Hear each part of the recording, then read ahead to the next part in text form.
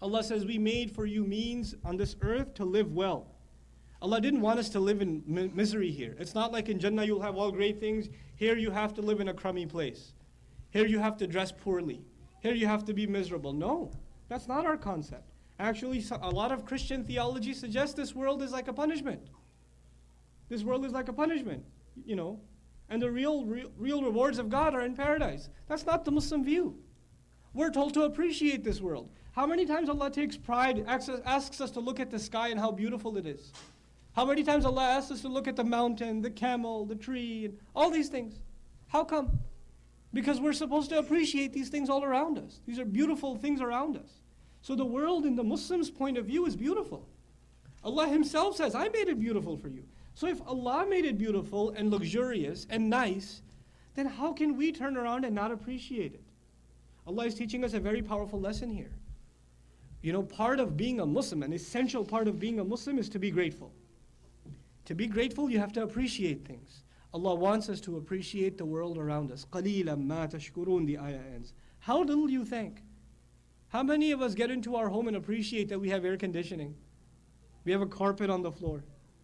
We have a kitchen. We have a sink in the kitchen. And when you turn the faucet, water comes out.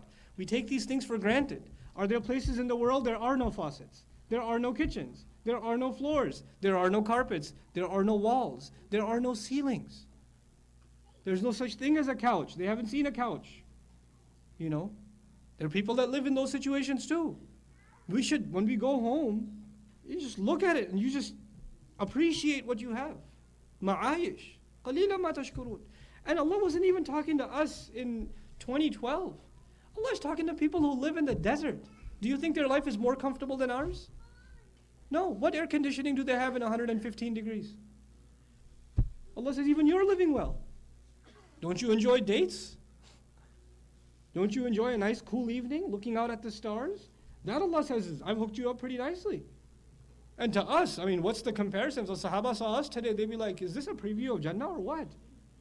You know, Allah did, what are the things Allah described?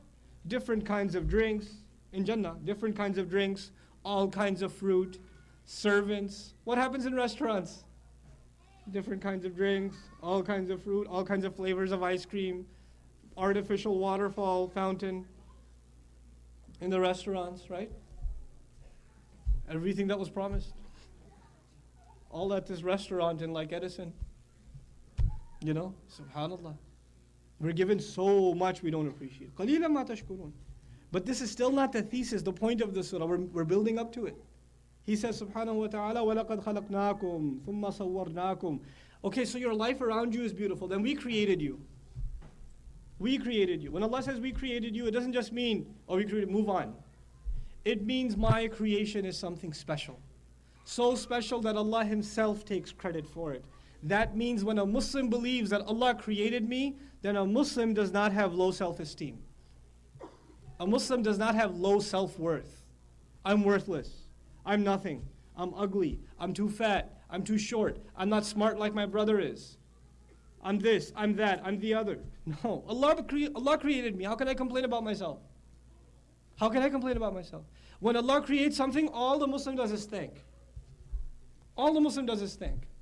And He didn't just say خَلَقْنَاكُمْ, He says ثُمَّ صَوَّرْنَاكُمْ, then we molded you, fashioned you, designed you. At-tasmeem, at-tasweer. We molded you artistically. Allah takes credit of His creativity in making your face and mine, in creating our bodies, and fashioning our hands.